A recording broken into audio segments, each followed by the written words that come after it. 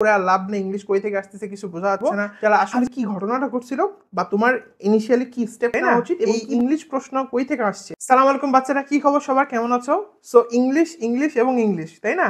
এই ইংলিশ প্রশ্ন কই থেকে আসছে? মেডিকেল ভর্তি পরীক্ষা 24-25 ইংলিশ প্রশ্ন খুব কঠিন হয়েছে, আসমান থেকে আসছে। ইংলিশ প্রশ্ন কই থেকে আসছে? ডিকশনারি মুখস্থ করে ফেলতে হবে, টেক্সট বুক পড়ে ফেলতে হবে, ইংলিশ পড়ে আর লাভ নেই, ইংলিশ কই থেকে আসতেছে কিছু বোঝা যাচ্ছে না, হাজারো গুজব, হাজারো কথা। এর মাঝখান থেকে আসলে ইংরেজির প্রিপারেশন অ্যাকচুয়ালি কিভাবে নেওয়া উচিত, কিভাবে মেডিকেল ওয়ালার স্টুডেন্টরা 15-এর মধ্যে 15ই পাইছে ইংরেজিতে, এই সব কিছু আমি আজকে ভিডিওতে বলবো। ঠিক আছে, ভিডিওটা খুবই ইন্টারেস্টিং হতে যাচ্ছে। তুমি যদি মেডিকেল ভর্তি পরীক্ষার্থী হও বা সেকেন্ড টাইমার হয়ে থাকো, তাহলে ভিডিওটা হয়তো বা তোমার খুব কাজে আসবে। সো আমরা ভিডিওটা স্টার্ট করতেছি, চলো।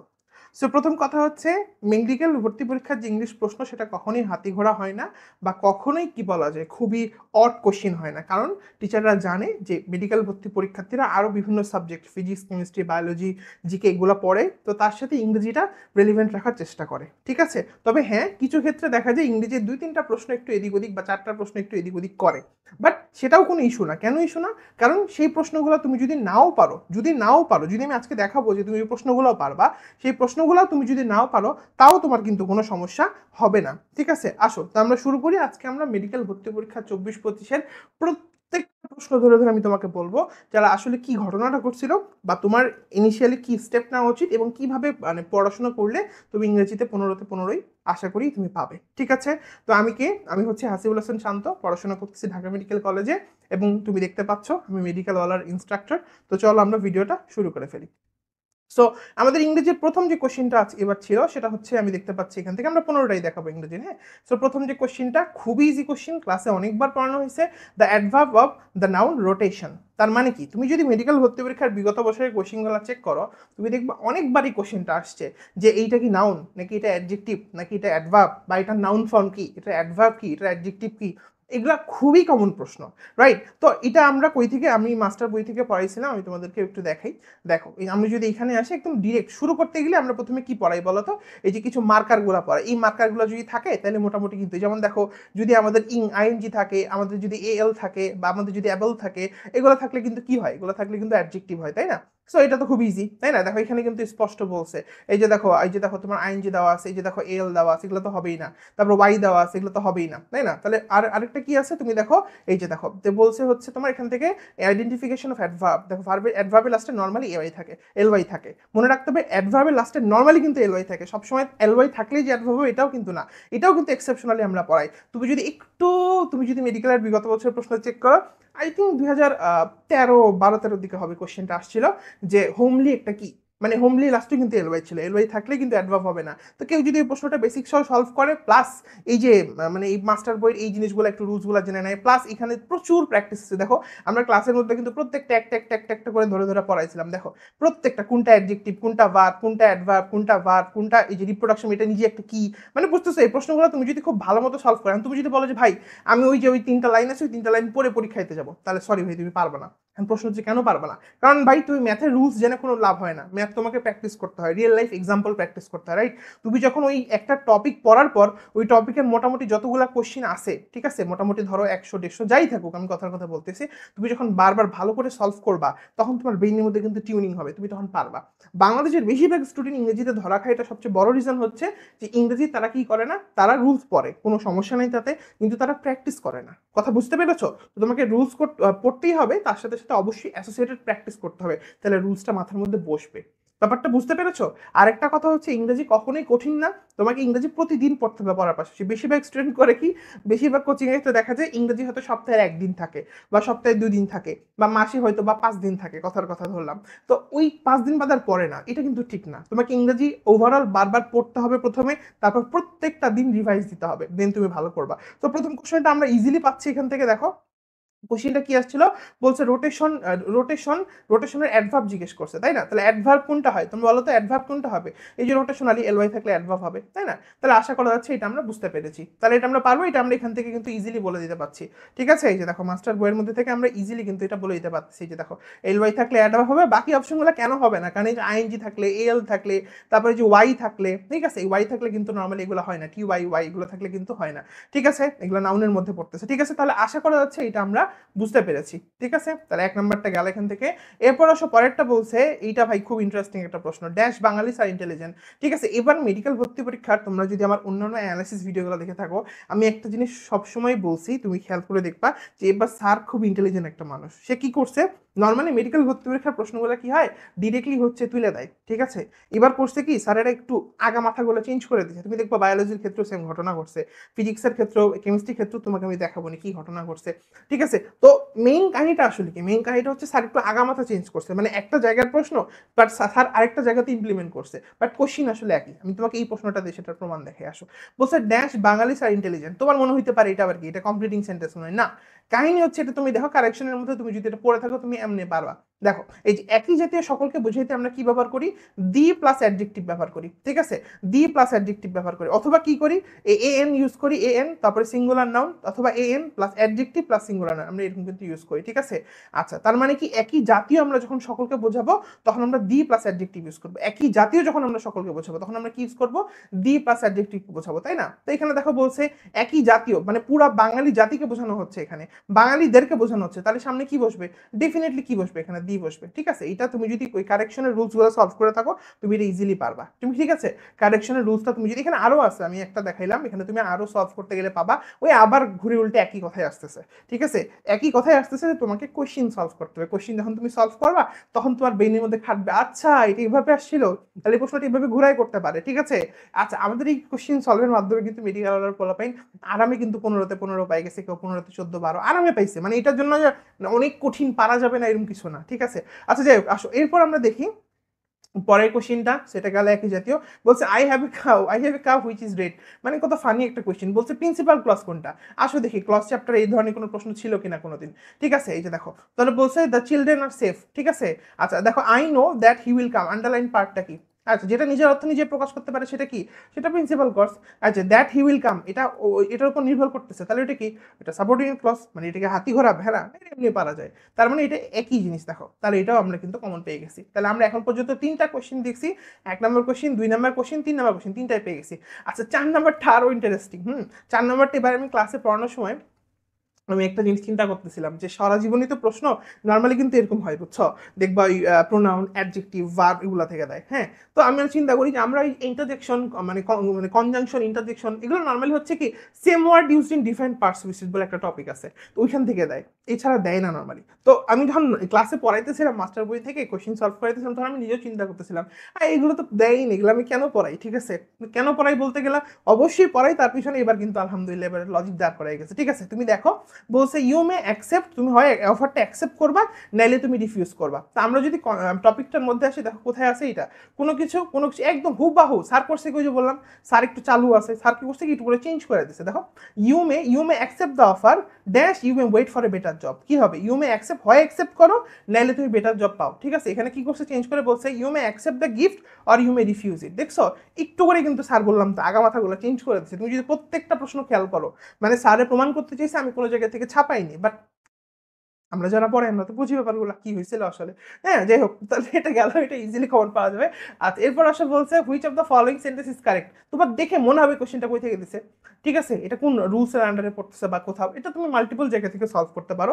তো এটা তুমি যদি আমি দেখাই তোমাকে, এটা তুমি যদি যে ডিগ্রি থেকে সলভ করো তুমি ইজিলি পারবা। দেখো এখানে আসলে কোশ্চেনটার মধ্যে কি ছিল বাবা, দেখো এই যে অ্যাজ ছিল, দেখতে পাচ্ছ এই যে দেখো অ্যাজ ছিল, তাই না? তো এখানে দেখো অ্যাজ এর পরে যে জিনিসটা আছে সেটা কি হবে। তো এটা আমরা ডিগ্রির মধ্যে থেকে ইজিলি আমরা এই ধরনের কোশ্চেন আগেও সলভ করছি। দেখো এই যে দেখো কি বলছে দেখো যে অ্যাজ অথবা অ্যাজ এর পরে সাবজেক্টিভ ফর্ম বসে। ঠিক আছে, তবে ইনফর্মাল ইংলিশে দেন এর পরে অবজেক্টিভ ফর্মটা আমরা বসাইতে পারি, তবে যদি দুইটাই থাকে তাহলে সাবজেক্টিভ ব্যবহার করাটা বেশি উত্তম। এই যে দেখো একদম সেম জিনিস, Rahim is as tall as I.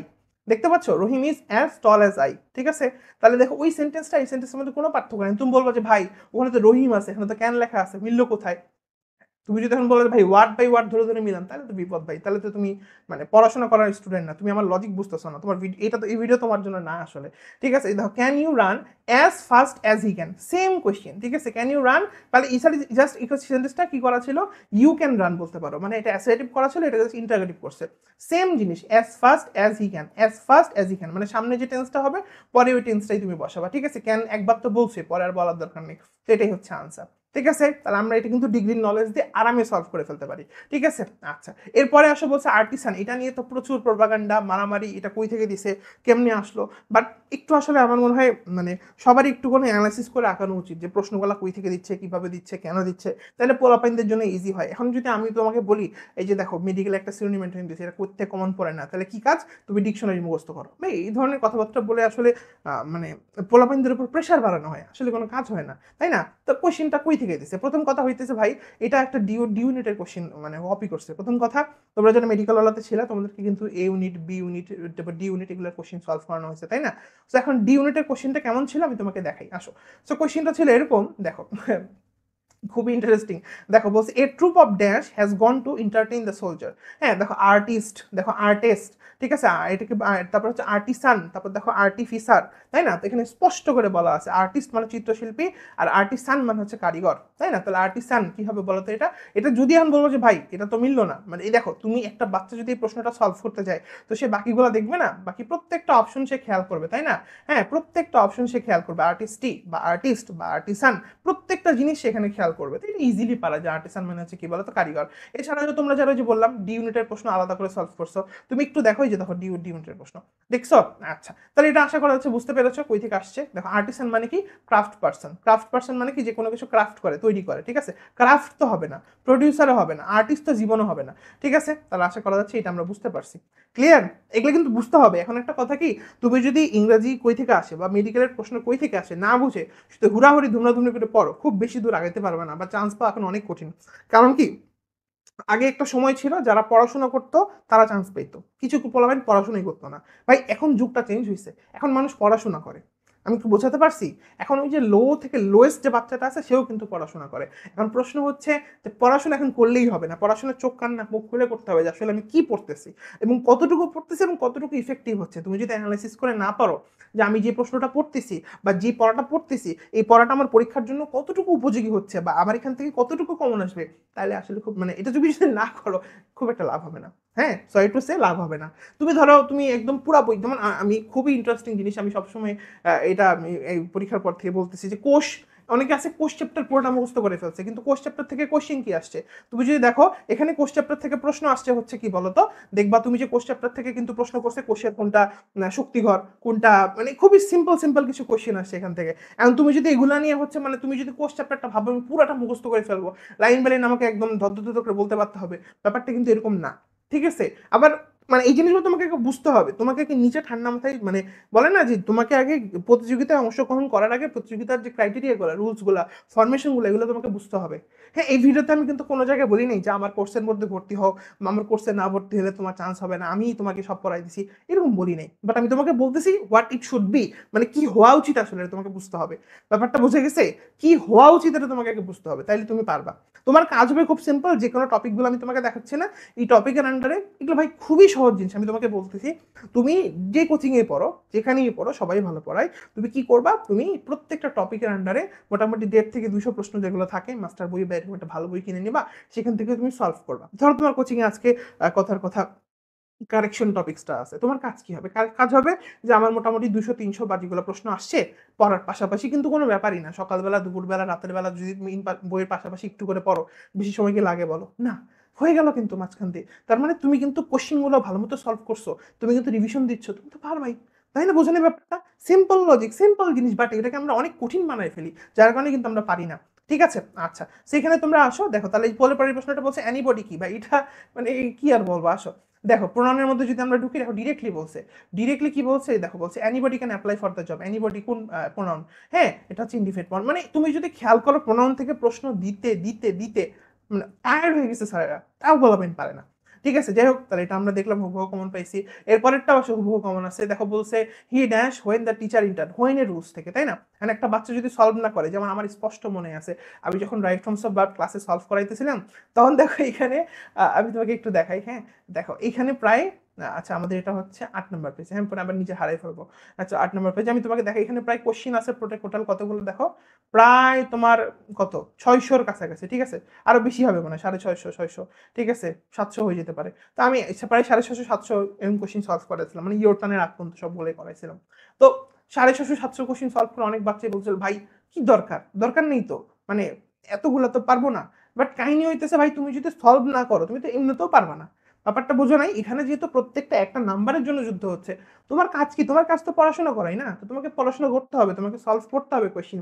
তুমি যদি একটা জিনিস কষ্ট না করে আরেকজনের সমতুল্য হইতে চাও তাহলে তো হয় না ব্যাপারটা। মানে মিলল না তো ব্যাপারটা, বুঝো নাই? ধরো একজন কষ্ট করে 600 প্রশ্ন সলভ করছে। তুমি কি করছো? তুমি শুধু ধরো কথা হলো 30টা রুলস করে রেখে দিছো বা 20টা রুলস। তোমার মাথা যেভাবে একটা ওই বাচ্চাটার মাথা যেভাবে কাজ করবে, তোমার মাথাকে কিভাবে কাজ করবে? করবে না তো। কারণ ও 600 রকমের জিনিসপাতি দেখছে, ওর ব্রেনের মধ্যে ব্রেন স্টর্মিং হয়েছে। আর তুমি মাত্র 30টা রুলস পরে এমনি গাধার মতো বসে আছো। তুমি চিন্তা করো, তুমি হলে কাকে তুমি অগ্রাধিকার দিবা? যে বাচ্চাটা কষ্ট করছে না তুমি কষ্ট করে নাই? কমন সেন্স খাটাও। যাই হোক, আসো এগুলোর ব্যাপারে মানে জাস্ট আমি তোমাদেরকে রিয়েলিটিটা বলতেছি, তোমাকে বুঝতে হবে। হ্যাঁ, নাহলে কিন্তু তুমি পড়ো কিন্তু লাভ হবে না, বুঝছো? এই যে দেখো বলছে অতীতকালের দুটো ক্লজ যদি কি হয়, অ্যাজ, হোয়াইল বা হোয়েন দিয়ে যুক্ত হয়, একটা যদি পাস্ট কন্টিনিউয়াস হয় একটা পাস্ট ইনডিফিনিট হবে। তো আসো দেখি আমাদের এই যে হোয়েন দিয়ে যুক্ত হয়েছে, একটা তোমার পাস্ট ইনডিফিনিট হচ্ছে, তাহলে এটা পাস্ট কন্টিনিউয়াস। ইজি গেম, মানে এখানে কোনো প্যাচ পুচের কিছু নেই। ঠিক আছে, ইজি গেম। দেখো এটা থেকে কতবার কোশ্চিন আসছে তুমি যদি একটু খেয়াল করো। দেখো কয়টা কোশ্চিন, একটা এই রুলস থেকে একটা, দুইটা, তিনটা, চারটা, পাঁচটা, 6, 7, 8, 10, 11, 12, 13, 14, 15 হয় আর গুনবো না, টায়ার্ড হয়ে গেছি। মানে তুমি বুঝতেছো ব্যাপারটা, যে একটা বাচ্চা যদি এতগুলা একটা প্রশ্নের উপর মানে কোশ্চিন সলভ করার পর যদি ও বলে যে ভাই মানে পারতেছি না, কি হলো এটা? আচ্ছা যাই হোক, বুঝাতে পারছি, হ্যাঁ। আচ্ছা এরপর হচ্ছে পরেরটা, বলছে he seems to be to have acted right. আচ্ছা এইটা কি? এটা টেন্স থেকে প্রশ্ন করছে, ঠিক আছে। তো টেন্সের, তাহলে টেন্সে আমরা দেখি টেন্সের মধ্যে এরকম কোনো প্রশ্ন ছিল কিনা। আসো টেন্স টপিকটার মধ্যে যদি আমরা যাই, দেখো তো তোমরা দেখতেই পাচ্ছ পারফেক্ট। ভাই এটার জন্য মানে সুপার জিনিয়াস হওয়ার দরকার নেই, এটা এমনিও বোঝা যায়। কিভাবে বোঝা যায় ভাই? দেখো প্রথম কথা, এখানে হ্যাভ আছে, দেখতে পাচ্ছ? হ্যাভ থাকলে কি হয় তুমি আমাকে বলো তো, মানে তুমি যদি দুনিয়ার সবচেয়ে গাধা পার্সনও হোক, হ্যাভ বা হ্যাজ এগুলো থাকলে কি হয়? হ্যাঁ বলবো যে ভাই হ্যাভ হ্যাজ থাকলেই কিন্তু সবসময় পারফেক্ট হবে, ব্যাপারটা কিন্তু এরকম না। দেখো এখানে কিন্তু মনে রাখতে হবে যে হ্যাভ আছে, তারপরে কিন্তু ভি3 আছে, খেয়াল করছো? আবার প্রথমে টু আছে, তাহলে হ্যাভ তারপরে ভি3, তার মানে এটা পারফেক্ট। আর সামনে একটা টু আছে মানে ইনফিনিটিভ, তার মানে এটা কি? এটা হচ্ছে পারফেক্ট ইনফিনিটিভ। এরকম প্রশ্ন কি মাস্টারে কোনোদিন নাই? বা এরকম প্রশ্ন কি আগে কোনোদিন প্রতিযোগিতামূলক পরীক্ষায় আসেনি? তুমি দেখো তো ভাই কতবার করে এগুলো আসছে। দেখো এই যে নিচের কোনটা প্রেজেন্ট পারফেক্ট, নিচের কোনটা পারফেক্ট, তুমি দেখো এই যে হ্যাভ হ্যাড, দেখো কত কঠিন কঠিন প্রশ্ন। তারপরে কোনটা পারফেক্ট টেন্স, দেখো আই হ্যাভ রিড, হ্যাভ এর পরে ভি3। তারপর দেখো I have done my duty. দেখছো প্রত্যেকটাই প্রেজেন্ট পারফেক্ট। তো এখন তুমি বলবো যে ভাই ইনফিনিটিভটা তো নাই, এটা তো আসে নাই কেন ভাই? তুমি যদি মানে এখন আমার কাছে রিসোর্সটা ওপেন করা নেই, তুমি যদি মেডিকেল প্রশ্ন ব্যাংক তোমার কাছে থাকে একটু খুঁজে দেখো জিরান্ড ইনফিনিটিভ থেকে জীবনে কোনো প্রশ্ন আসছে কিনা। দেখবে ইনফিনিটিভ থেকে টু প্লাস ভার্ব অবশ্যই প্রশ্ন আসছে। তো আমি কি বলতে বোঝাতে চাচ্ছি যে তুমি যখন এই জিনিসটা সলভ করবা, তখন তুমি ইজিলি ধরতে পারবা পরীক্ষার হলে যে এখান থেকে প্রচুর তোমার এই কোনটা পারফেক্ট টেন্স থেকে প্রশ্ন বা তুমি কোনটা কন্টিনিউয়াস টেন্স থেকে প্রশ্ন। তুমি যখন কোশ্চেনগুলো সলভ করো তখন কিন্তু তুমি আলটিমেটলি পারবা। তো এটা ইজি পারা যায়, এই সেম রুলস থেকে আসছে। আচ্ছা পরেরটা দেখো, পরেরটা আরো ইন্টারেস্টিং, সিম্পল ফর্ম কোনটা। দেখো বলছে if you succeed I shall be happy, মানে ইফ দিয়ে একটা সেন্টেন্স দিছে, হ্যাঁ, দিয়ে বলছে এটা সিম্পল করো। দেখি তো এরকম প্রশ্ন কি মাস্টারে ছিল কিনা বা এরকম প্রশ্ন আসছে কিনা, দেখি তো আসছে কিনা। এই যে দেখো, তাহলে if you help me I will help you. দেখো ইফ দিয়ে একটা সেন্টেন্স বলছে, ওইটা সিম্পল করতে বলছে, তাহলে কি হবে? In casing of you helping me I will help you. কি মিল পেলাম? দেখো একই প্রশ্ন কিন্তু, তুমি যদি বলো ভাই ওয়ার্ড তো মিলতেছে না একই, মানে এটা তো তাহলে তোমার মানে কি আর বলবো, কিছু বলার নেই। তো এই জিনিসটা তোমাকে বুঝতে হবে যে কোন রুলসের আন্ডারে পড়ছে। এটা রুলসের আন্ডারে পড়তেছে এরকম যে ইফ দিয়ে যদি কোনো সেন্টেন্স শুরু হয়, ঠিক আছে, তাহলে কমপ্লেক্স থাকে, তাহলে সেটা সিম্পল করতে হবে, ঠিক আছে। এই রুলসগুলোর মধ্যে কিন্তু এগুলো পড়তেছে, ঠিক আছে। সেগুলো আমরা দেখবো এখান থেকে, আমি এগুলো আর বলতেছি না। তো এরপর আসো পরেরটা, তারপরটা দেখি, এটা গেল। তারপরে বলছে দেখো you have to admit this, ঠিক আছে। ইউ হ্যাভ টু, তাহলে এই হ্যাভ টু অ্যাডমিট দিস এটা প্যাসিভ যাচ্ছে, তাহলে এটা কোন কোন জায়গা থেকে প্রশ্ন বলো তো বাবা? এটা হচ্ছে ভয়েস থেকে প্রশ্ন। দেখি তো আসো তো ভয়েস থেকে এটা আসলো কিনা, এটা কি বানাই দিছে কিনা, এটা আসমান থেকে টপকাইছে কিনা। এই দেখো প্রশ্ন করছে I have to do this. দেখো এই যে অ্যাক্টিভ ভয়েসে যদি am to is to are to have to has to থাকে, তাহলে কিচ্ছু না, just am to is to are টুর পরে জাস্ট একটা বি বসবে, শেষ। মানে তুমি দেখো এই টুলস থেকে কতগুলো প্রশ্ন আসছে, দেখো কোটি কোটি কোটি বার এখান থেকে প্রশ্ন আসছে। তুমি দেখো শুধু, তুমি শুধু দেখো একবার। তো তুমি যদি বলো যে ভাই আমি এটা সলভ করি নাই, তো তুমি পরীক্ষা হলে করতে পারবা, ঠিক আছে। অথবা তুমি শুধু রুলস মুখস্থ করে গেছো, করতে পারবা। তোমাকে অবশ্যই প্র্যাকটিস করতে হবে, তাই না? তাহলে হ্যাভ টু এটাও কিন্তু আমরা হুবহু দেখতে পাচ্ছি মাস্টার বই থেকে, ঠিক আছে। সো কয়টা গেল? আমরা এখন পর্যন্ত 11টা প্রশ্ন দেখছি, আমরা 11টাই কিন্তু হুবাহু পাই গেছি, ঠিক আছে। আচ্ছা তারপরে সেখান থেকে বলছে কি বলছে, my book has been lost by, ও এটা কি দিছে, has been lost by me. দেখো প্যাসিভ দিছে অ্যাক্টিভ করতে বলছে, কত সুন্দর একটা প্রশ্ন। আসো দেখি, প্যাসিভ দিছে অ্যাক্টিভ করতে বলছে। এই যে দেখো, a a storm has uprooted the tree, অ্যাক্টিভে দেওয়া আছে, এটাকে প্যাসিভ করতে হবে, ঠিক আছে। এই যে দেখো, he has pulled down the curtain, দেখো the curtain has been pulled down, ঠিক আছে। বলে চপল হ্যাজ মেড টি, তাহলে কি the tea has been made by Chapal. তার মানে কি, এই যে I had written the letter, the letter had been written by me, just কি করছে বলতো, এখানে তোমার উল্টায় দেওয়া আছে, মানে প্রশ্নের মধ্যে কি বলছে, প্রশ্নের মধ্যে আমার ওখানে প্যাসিভ দেওয়া ছিল, এখানে আমার অ্যাক্টিভ করতে হবে, আর বইয়ের মধ্যে অ্যাক্টিভ দেওয়া ছিল, প্যাসিভ করতে হবে, একই জিনিস কিন্তু সেম সেম টু সেম জিনিস, ঠিক আছে। আচ্ছা, এই যে দেখো, এটা এমনিও বোঝা যায়, একটু যদি তুমি চালাক হও তুমি এটা এমনিও পারবা। দেখো এখানে হ্যাজ বিন দেওয়া আছে, হ্যাজ বিন থাকলে অ্যাক্টিভে কি ছিল, হ্যাভ ছিল, তাই না। আচ্ছা, তারপরে দেখো পরেরটা বলছে he has got the prize. হ্যাঁ, এটা কিন্তু মেমোরাইজিং থেকে প্রশ্নটা আসছে, ঠিক আছে। মেমোরাইজিং থেকে কি, বাই ডিন্ট অফ, এখানে তো কই পাবা আসো, এটা কিন্তু প্রশ্ন কি আগে ছিল কোনোদিন। এই দেখো, এই বলছে বাই ডিন্ট অফ মানে কি, বাই ডিন্ট অফ মানে হচ্ছে এটার মানে এটার কারণে, বাই ডিন্ট অফ মানে হচ্ছে এটার কারণে, ঠিক আছে, বা এটার এটার জন্য। তাহলে মনে রাখতে হবে যে by dint of he succeeded dash perseverance, মানে সে অধ্যাবসায়ের বলেই সফল হলো, তাহলে বাই ডিন্ট অফ মানে এটার জন্য, ঠিক আছে, মেমোরাইজিং। তারপরে কি, a term, the term Bravo is কি, ব্রাভো কি ইন্টারজেকশন, ওই যে বললাম তোমাকে একটু আগে, আমরা যখন কি বলা যায় তোমার ইন্টারজেকশন কনজাংশন এগুলো করাইতেছে, এবার কিন্তু কনজাংশন থেকে একটা প্রশ্ন আসছে, ইন্টারজেকশন থেকে একটা আসছে, ঠিক আছে। তাহলে আমি এগুলো বলতাম যে এগুলো ভাই হুরা হি হি এগুলো তো মানে এই তোমার ইন্টারজেকশন হবেই, তাই না। আসলে আমি তোমাকে দেখাই এটা কি আসলে ছিল নাকি। এই যে দেখো, কতবার করে এগুলো আসছে, এলাস, তারপরে হুররা, তারপরে হেভেন, মানে কত নিবা তুমি, এগুলো সবগুলা কি, এই সবগুলা হইতেছে ইন্টারজেকশন, ঠিক আছে। তুমি যদি যে ব্রাভো এগুলো কি, এগুলো হচ্ছে এটা ভাই এটার জন্য ভাই, এটা এমনি পারা যায়, ঠিক আছে। আচ্ছা, এরপরে সেখান থেকে, আচ্ছা the chairperson dash, the chairperson এইটা স্যার হচ্ছে বানায় দিছে, ঠিক আছে। এটা হুবাহু তুমি কোনো বই এখন আমি পর্যন্ত পাইনি, তবে আমি এটা বলবো যে তুমি যদি একটু চালাক হও, এটা মেড এ গুড স্পিচ হবে, এটা তুমি পারবে। এটা আমি কোথায় জানি সলভ করাইছি মাস্টার বইয়ে, তাহলে আমি তো আসলে আমাদের ইংরেজি কোর্সের মধ্যে অনেকগুলোই সলভ করাই, মাস্টার বই থেকে সলভ হয়, তারপর বিসিএস কোশ্চিন গুলো সলভ করানো হয়, তারপর হচ্ছে ডিউর কোশ্চিন গুলো সলভ করানো হয়, হ্যাঁ ডিউর এ বি ডি ইউনিট। তো কোথায় মনে হয় সলভ করাইছে আমার ঠিক মনে পড়তেছে না, বাট আমি ডিরেক্টলি পাই নাই কোথাও, তো ধরলাম এটা কমন নাই, ঠিক আছে। এটা 4% মেড এ গুড স্পিচ, মানে একটা গুড স্পিচ দিছে, মেড এ গুড স্পিচ, এটা কোথাও একটা আছে, যাই হোক। তো আমরা ধরলাম এখন পর্যন্ত আমরা যতগুলো কোশ্চিন দেখছি, আমরা প্রত্যেকটা প্রশ্ন কিন্তু তোমাকে দেখাইছি যে মাস্টার বোর্ড কোথায় আছে, শুধু একটা প্রশ্ন, মানে 15টার মধ্যে প্রায় 14টা প্রশ্ন, রাইট। তো আমি আসলে তোমাকে কি বোঝানোর চেষ্টা করতেছি, বা এই ভিডিওর মেইন উদ্দেশ্যটা কি, এই ভিডিওর মেইন উদ্দেশ্য হচ্ছে যে তুমি যদি ইংরেজিতে ভালো করতে চাও, মেডিকেল ইংরেজিতে, তোমাকে অবশ্যই একটা একটা একটা করে কোশ্চিন ধরে ধরে সলভ করতে হবে, ঠিক আছে। কেন সলভ করতে হবে, কারণ তুমি যদি সলভ না করো, তুমি তাইলে তোমার রুলসগুলো তোমার ব্রেনের মধ্যে খাটবে না, তুমি পারবে না। বোঝা গেছে কথাটা। আরেকটা কথা হচ্ছে, নিজেকে দুর্বল ভাবার কিছু নাই। অনেকে, আমি নিজেও কিন্তু যখন ইংরেজি পড়াশোনা করতাম, আমাকে স্যারেরা ডিসকারেজ করতো যে ভাই ইংরেজি পড়ে লাভ নেই, এগুলো কমন আসে না, বাট আমি গেমটা কিন্তু বুঝে গেছিলাম। এবং তোমাকে যদি একটা অনেস্ট কথা বলি, সেটা হইতেছে এই ইংরেজির গেমটা বোঝার কারণে আর জিকের গেমটা বোঝার কারণে কিন্তু আমি ঢাকা মেডিকেলে পড়াশোনা করতেছি। মানে যারা জিকে ইংরেজিতে মোটামুটি ভালো করে, তারা অনেক উপরের দিকে মেডিকেলে চলে যায়, ঠিক আছে। কারণ মোটামুটি ফিজিক্স কেমিস্ট্রি বায়োলজি পোলাপাইন অ্যাভারেজ পারে, মানে একদম খারাপ পারে না, মোটামুটি যারা পড়াশোনা করছে ওটা পারে। তো ওই যে বলে না যে মানে উপরের দিকে যা মেডিকেলে যাওয়ার ব্যাপারটা, তো এই যে তোমার জিকে ইংরেজির মাধ্যমেই হয়, ঠিক আছে। আর একটা কথা হচ্ছে, তা তোমার মেডিকেল ওলা থেকে আমি দেখছি অনেকেই 15তে 15 পাইছে, অনেকে 15তে 14 পাইছে, বা 12 পাইছে। আর বলবো না যে সব পারছে, এরকম হয় না, বাট আমি বলতে চাচ্ছি ইংরেজিতে একটা ভালো মার্কস কিন্তু ক্যারি করতে পোলাপাইন। কেমনে করছে, কারণ আমরা প্রচুর পরিমাণে কিন্তু কোশ্চিন সলভ করেছি, ঠিক আছে। আশা করি পুরা জিনিসটা তোমার মেডিকেল ভর্তি পরীক্ষার প্রশ্নের কি বলা যায় একদম আদ্যপান্ত তোমাকে বুঝাইতে পারছি, আমি তোমাকে দেখাইতে পারছি। এখন তোমার কাজ হচ্ছে তোমার মিশন অনুযায়ী, তোমার স্বপ্ন অনুযায়ী তোমার এই জার্নিটা স্টার্ট করা, ঠিক আছে। তো তোমাদের সবার জন্য শুভকামনা, আবার দেখা হবে ইনশাআল্লাহ অন্য কোনো ভিডিওতে। ভালো থাকো, সুস্থ থাকো, আসসালামু আলাইকুম।